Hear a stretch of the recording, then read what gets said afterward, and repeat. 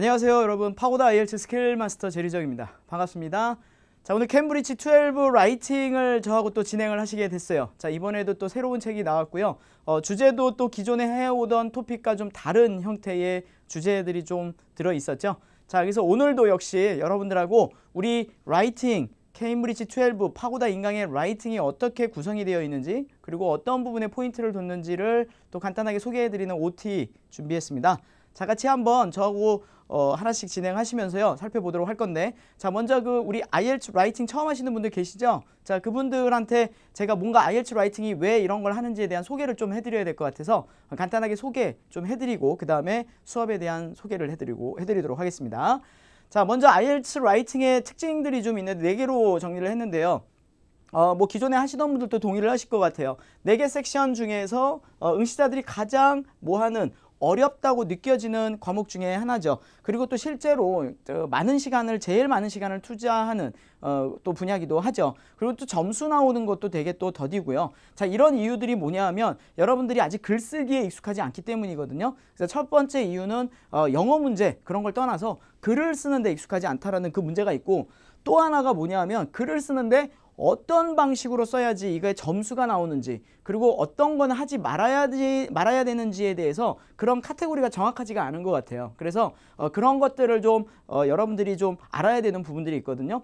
그런 것들을 좀 도와드리기 위해서 수업을 좀 그런 방향에 맞춰서 준비를 했습니다. 자, 그래서 좀 어려워하지만 사실 여러분들이 어느 정도의 스킬을 익히고 방법만 안다 그러면 그래도 좀 극복하는 데 조금 더 시간을 세이브할 수 있는 그런 부분이 될 것 같아요.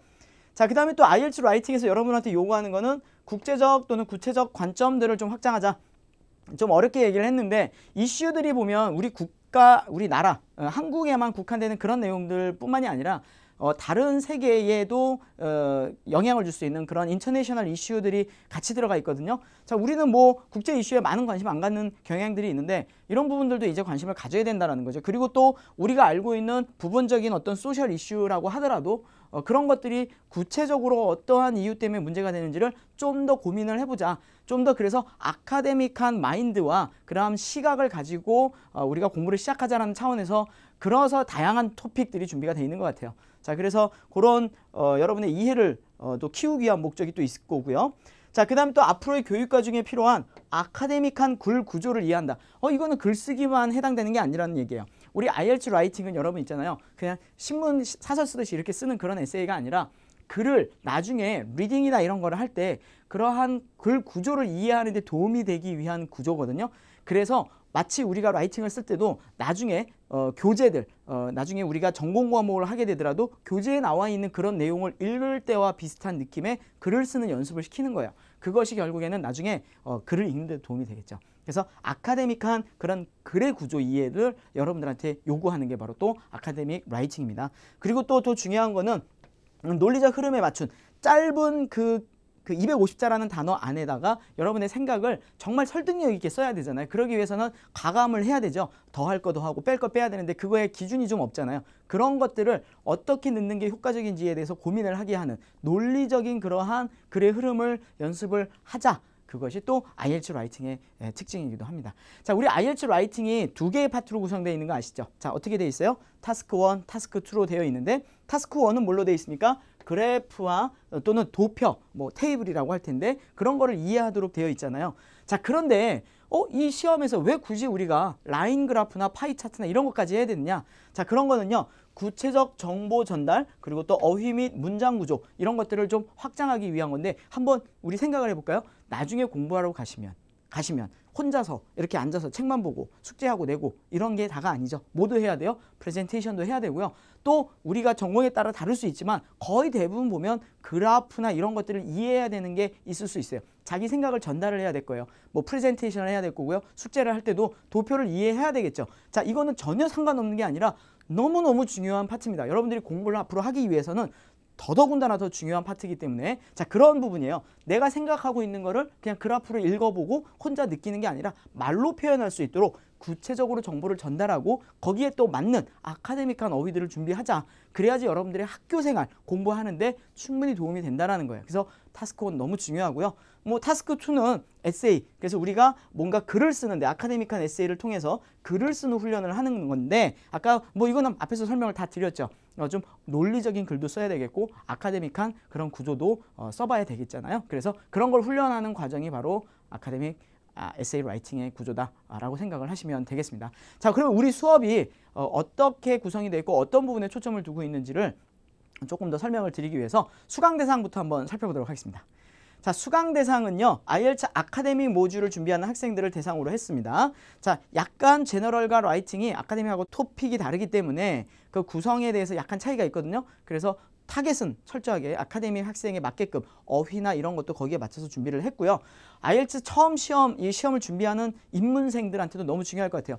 나는 영어 실력은 조금 있는데 IELTS가 뭔지 잘 모르겠어. 근데 뭐부터 들어야 될지 모르겠어. 자, 고민하지 마시고 이거부터 시작하셔도 전혀 상관없습니다. 왜냐하면 여기에서 여러분들한테 필요한 IELTS 라이팅에 필요한 구조, 그 다음에 유형에 대한 설명을 다 같이 해드릴 거고요. 그리고 그거에 따라서 여러분들이 어떤 부분을 키워야 되는지 그리고 어떤 걸 키울 수 있는지를 차분하게 설명을 다 해드릴 거거든요.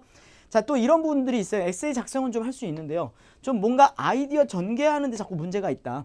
이게 제가 제일 관심을 가지고 정성을 들이는 부분인데 인강이라고 하더라도요. 여러분들 그냥 샘플 앤서 보고 그냥 해석하고 끝나는 게 아니라 아이디어를 전개해보는 훈련이 필요하거든요. 자, 그래서 우리 수업에서는 여러분들한테 토픽만 분석하고 끝나고 샘플 앤서를 분석하고 유사어 외우는 걸로 끝나는 게 아니라 이러한 아이디어들이 있는데 이게 왜 그런지에 대한 설명을 같이 곁들일 거예요. 그런 설명이 없다 그러면 여러분의 글을 쓴다기보다는 그냥 앤서 외우는 것밖에 안 되겠죠. 그래서 인강이지만 저희가 할 수 있는 범위 내에서 최선을 다해서 여러분들한테 아이디어 전개하는 것까지 설명을 드릴 겁니다. 자, 우리 강의가 어떤 식으로 흘러가는지에 대해서 구성을 조금 더 설명을 드려보도록 할게요. 먼저 9강으로 구성이 되어 있는데요. 자, 첫 번째 강은 인트로로 할애를 했습니다. 이 인트로 부분은 여러분들한테 IELTS 라이팅에 대한 소개도 좀 간략하게 할 거지만 더 중요한 게 뭐냐면 IELTS 라이팅에 어떠한 유형들이 있는지에 대한 유형 설명이 굉장히 많이 들어가 있거든요. 자, 그래서 내가 인강을 들으면서 유형 파악이 좀 목적이다. 그러신 분들은 정말 이 인트로만이라도 꼭 들어보시면 굉장히 많이 도움을 받으실 수 있을 것 같아요. 자, 그래서 요거 시간 많이 할애했고요. 정성을 들인 과목이니까 섹션이니까 열심히 들어보시고 그 다음에는 이제 우리 테스트에 나와 있는 대로 타스크 1과 타스크 2 이렇게 해서 각각 2강씩 해가지고 8강으로 총 9강으로 구성이 되어 있습니다. 자, 그러면 수업이 어떤 플로우로 흐름이 되고 있는지 좀 궁금하시죠? 자, 그래서 그거를 간략하게 설명을 드리겠습니다. 자, 먼저 문제 분석을 철저하게 해야 되겠습니다. 이거는 뭐 어느 수업이나 마찬가지일 텐데요. 문제 분석을 철저하게 해야지만 여러분들이 뭐를 피할 수 있느냐? 오프 토픽을 피할 수 있다. 오프 토픽이 어디서 나옵니까? 문제 잘못 이해에서부터 시작이 되는 거예요. 어그리 디스어그리인데 디스커스 보스뷰로 간다거나 코즈 프로블럼인데 아니면 프로블럼 솔루션으로 쓴다거나 그런 유형 분석부터 잘못되어 있는 거고요. 그리고 문제 안에 숨어있는 중요한 포인트들이 있거든요. 그걸 잡아야 돼요. 우리는 못 보고 넘어가지만 그들이 숨겨놓은, 그들이라고 하면 출제자들이 되겠죠. 출제자들이 숨겨놓은 포인트들을 같이 분석을 해봐야 되겠고요.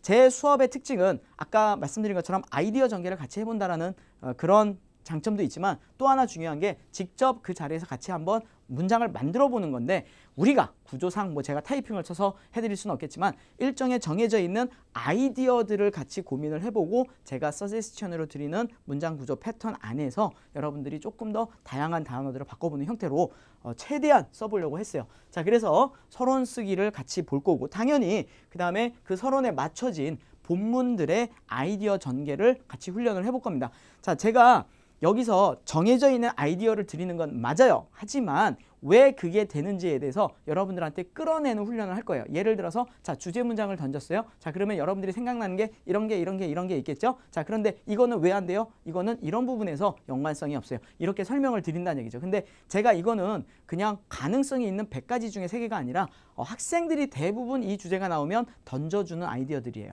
자, 그래서 그런 것들을 보편적인 아이디어를 가지고 모아서 여러분들하고 아이디어 정리를 같이 풀어가는 연습을 해볼 겁니다. 자, 그 다음에 우리가 그 정리되어 있는 아이디어를 가지고 수업 중에 작성되어 있는 그 구조 안에서 다양한 표현들을 정리를 해볼 거고 마무리 결론까지 해보는 걸로 하루에 토픽 하나를 완성시킬 수 있도록 준비를 해봤습니다. 자, 그러면 어떤 식으로 우리가 제가 말씀드렸던 아이디어 정리와 문단 구성을 어떤 식으로 하게 돼서 우리가 조금 더 어프로치할 때 편하게 시작을 할 수 있는지, 그래서 어떤 구조가 좀 편한 구조인지를 조금 설명을 드리기 위해서 샘플 강의를 준비했어요. 자, 한번 같이 보시겠습니다. 자, 우리 테스트 5에 보시면 타스크 2에 이런 문제가 나옵니다. Sharing information, 정보를 이렇게 공유하는 거에 대해서 찬성합니까? 반대합니까? 뭐 이렇게 나와 있는 문제가 있었죠. 테스트 5의 두 번째 타스크였는데요. 저는 반대하는 의견을 내고 싶습니다. 자, 여기서 뭐 찬성도 있고 반대도 있을 텐데 반대하는 의견을 내고 싶어요. 왜 반대할까요, 여러분? 자, 그래서 정보들을 공유하는 데 있어서 반대하는 의견을 냅니다. 나는 이것에 대해서 반대합니다. 이건 뭐가 되는 거죠? 토픽이잖아요. 자, 그런데 왜 반대하는지 이유를 내야 되잖아요. 자, 그게 바로 리즈닝, 서포팅이 될 것 같아요.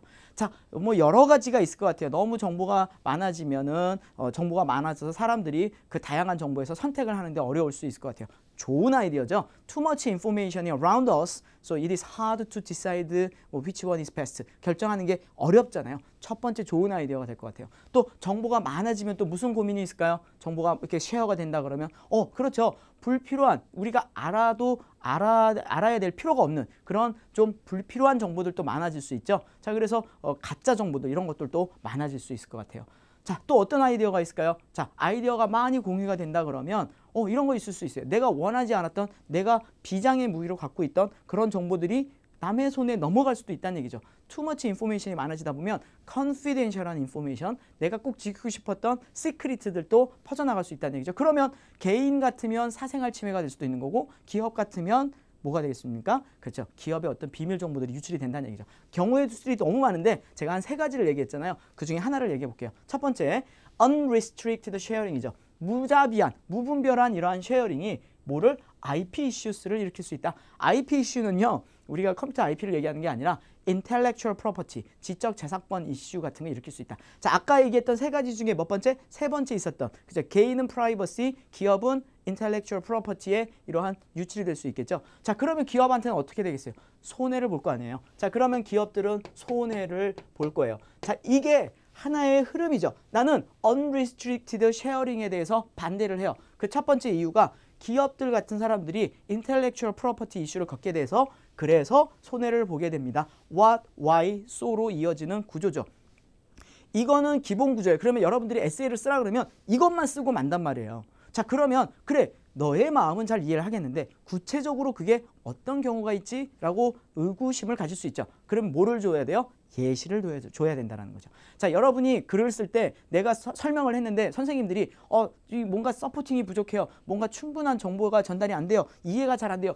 이그젠플이 없다는 얘기예요. 자, 이그젠플 넣어볼까요? 자, 그러면 인텔렉츄얼 프로퍼티 때문에 고민할 수 있는 기업들부터 얘기해 보겠습니다. 자, 뭐를 썼어요? 벤처 컴퍼니스들 얘기를 하는 얘기죠. 자, some 컴퍼니가 아니라 구체적으로 얘기를 하세요. 벤처 컴퍼니스들은. 이 사람들은 뭐가 있어요? 돈이 있어요? 돈 많이 없어요? 뭐가 있어요?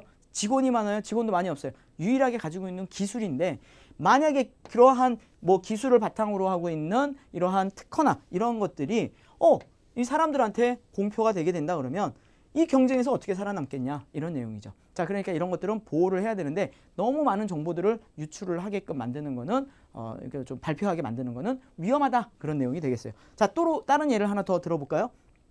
과학자가 있어요. 근데 이 과학자가 중요한 뭐를 만들었는데 그게 유출이 되면 위험하다. 이것도 안 되죠. 그 중요한 게 뭔지를 얘기해야 돼요. 그래서 제가 뭐라고 썼냐면 senile dementia라는 얘기를 썼어요. 이게 뭐냐면 뭐 노인성 치매 이런 거잖아요. 이거에 대한 획기적인 약을 개발을 했대요.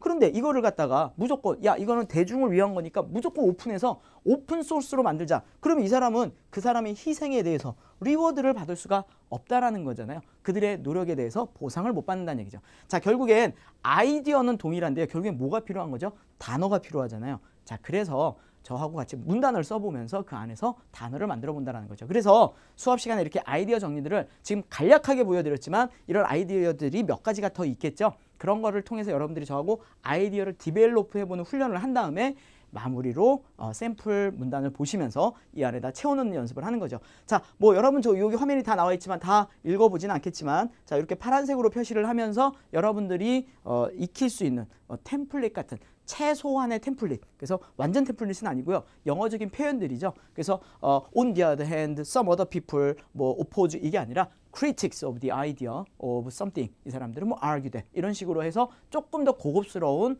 그런 영어 표현들을 좀 드렸고요. 노란색으로 되어 있는 부분들은 동사구들입니다. 그래서 수업 시간에는요, 이 동사가 하나만 있습니다가 아니라 이 동사가 이렇게 바뀔 수 있어요라고 해서 다른 동사들을 좀 알려드릴 거고요. 그 다음에 위에 정리되어 있는 이 아이디어대로 이렇게 정리를 할 겁니다. 그 안에 보면 연결어들, 코이시브 디바이스 굉장히 중요하죠. 이런 연결어들까지 설명을 하면서 여러분들하고 문단을 다 이해를 해가면서 모든 문단들을 하나씩 다 살펴보도록 할 겁니다. 자, 이런 식으로 여러분들한테 영어적인 그런 부분과 그 다음에 아이디어 전개에 필요한 훈련까지 같이 진행을 해드리는 정말 짜임새 있는 수업이 준비되어 있다고 생각을 하시면 되겠습니다.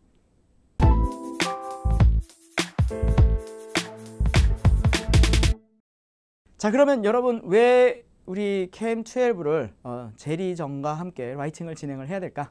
뭐 이유는 100가지, 뭐 1000가지가 되겠지만 제가 한 4가지만 정리를 해서 말씀을 드릴게요. 제가 우리 그 파고다 인강에 있는 라이팅 과목에서 에세이 기초 과정, 뭐 이거부터 시작하신 분들 지금 열성 팬들이 계실 텐데, 에세이 기초부터 기초 완성, 그 다음에 입문 과정, 그 다음에 이제 케임브리지 시리즈까지 이어지는 요 수업까지 제가 같이 다 진행을 해오고 있습니다. 자, 그러면서 항상 동일한 구조의 패턴의 글을 쓰다 보니 이제 학생들이 처음 하시는 분들은 뭔가 좀 정형화되어 있는 패턴, 정형화되어 있는 글의 구조를 가지고 연습을 할 수 있는 도움이 되겠고요. 그 다음에 기존에 하시던 분들은 이어져 오기 때문에 좀 더 표현과 아이디어가 다양해지는 그런 경험을 하실 수 있겠죠. 자, 그래서 일관성 있는 수업을 통해서 여러분들한테 좀 더 쉽게 접근할 수 있는 그리고 효과적인 방법들을 설명을 해드릴 거고요. 앞에서 말씀을 드렸지만 식상한 템플릿들 가지고 그래서 몇 가지 형태로 해서 뭐 기술은 이런 템플릿, 자 정말 마음이 급하고 이런 분들이 계시는 거 알아요. 하지만 여러분 그게 100% 점수가 나온다는 보장도 없고요. 그리고 그거 몇 개 외워가지고 공부하는 데 도움이 된다? 나중에 공부 어떻게 하실 거예요? 그게 아닙니다. 우리 IELTS는요, 단순하게 어떤 기술, 제가 스킬 마스터긴 하지만 그거는 리딩이나 여러분들이 알아야 되는 기본적인 구조 이런 것들을 설명하는데 효과적으로 스킬을 전달하는 거지 그냥 영어를 무시한 채로 스킬만 알아가지고 글을 쓸 수 있다는 건 아니에요. 그렇기 때문에 템플릿만으로는 절대 수업이 안 나오고 여러분들이 생각을 정리하고 그거를 작성하는 그 과정 중에 제가 있고 싶은 거예요. 자, 그래서 여러분들이 저하고 수업을 하시면서 어느 부분에 초점을 둬야 되는지 그런 것들을 아마 체득을 하실 겁니다. 자, 그리고 저거 제일 싫어하는 거, 너무 무겁고 어려운 어휘 이런 걸로 막 집어넣어 가지고 글이 화려해 보이는 거, 그런데 내용은 없는 거, 이런 거 너무 싫어하거든요. 자, 여러분 목표로 하는 점수 있잖아요. 제가 알기로 맥시멈 7이에요. 그리고 뭐 낮게는 5.0까지 필요하신 분들이 계시는데 우리 수업이 어디에다 초점을 두고 있느냐 하면 에세이의 구조 같은 경우는 6.5에서 7에 맞춰져 있단 말이에요. 자, 여러분들이 저하고 수업 시간에 쓰는 정도의 어휘와 그 다음에 그 정도의 구조만 가지고 이해를 해서 내 거가 완성이 될 때까지만 연습을 하시면 여러분들은 시험을 보시면 최소 6.0, 6.5는 받으실 수 있어요. 물론 7도 가능합니다. 그러기 위해서는 여러분들이 정말 많은 연습을 더 많이 하시고 아이디어도 더 많이 개발을 하셔야 되겠죠.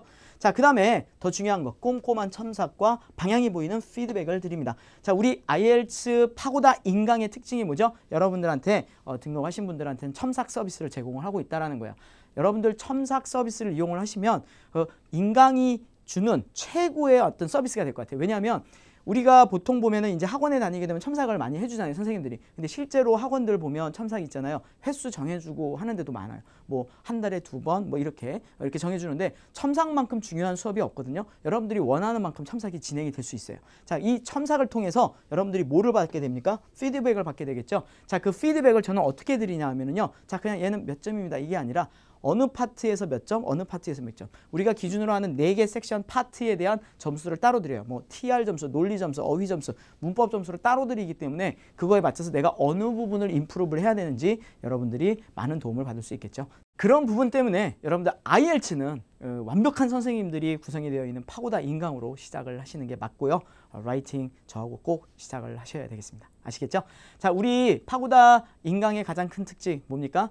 빠른 피드백입니다. 그래서 물론 강의의 만족도는 더 말할 것도 없고 여러분들에게 최대한 단시간 안에 여러분들한테 바로바로 피드백을 드릴 수 있도록 꼭 여러분들이 첨삭이 아니더라도 글을 쓰다가 궁금한 점이라던가 뭔가 질문에 수업 내용에 대한 궁금증이라던가 그 이외에 시험 전반에 관한 궁금증이 있으면 질문을 주시면요. 우리 모든 직원분들과 선생님들이 다 1대1로 대화하는 거와 같이 답변을 해드릴 거예요. 정말 빠른 시간에 답변이 가거든요. 그래서 정말 인강이지만 형강이나 실강처럼 선생님과 대화하는 듯한 느낌의 그러한 피드백이 가능하니까 여러분들한테는 최고의 선택이 될 거라고 생각을 합니다.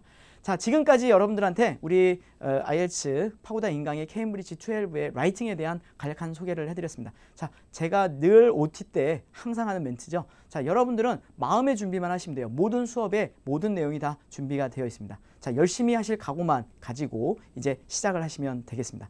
여러분의 좋은 결과를 위해서 최선을 다하겠습니다. 그럼 본 강의에서 뵙도록 하겠습니다. 감사합니다.